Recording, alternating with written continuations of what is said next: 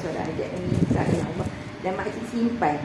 Ada sikit duit silin pun makcik simpan buat tabung. Tiap-tiap hari makcik simpan banyak mana yang makcik ada yang boleh makcik simpan ni kan. Niat minta siap waktu minta dengan Allah. Kata nak pergi umrah sebab umrah pertama tu wajib. Lepas tu dia tak lama lepas tu sebulan, Ustazah terima kasih Ustazah, makcik dapat pergi umrah. Dia kata ada orang taja dia nak pergi umrah di luar jangka. Dia kata kita kena minta dengan Allah. Sebab orang ada duit belum tentu dapat. Allah nak panggil, dia akan panggil.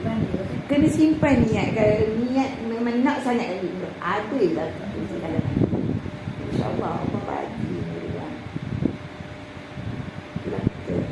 Kita kena minta.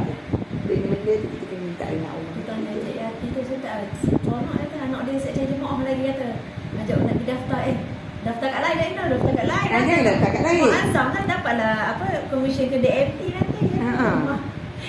Daftar kat lain kan. Makcik boleh dah promote ke tu dah pergi dah rasa pengalaman pergi dengan insan.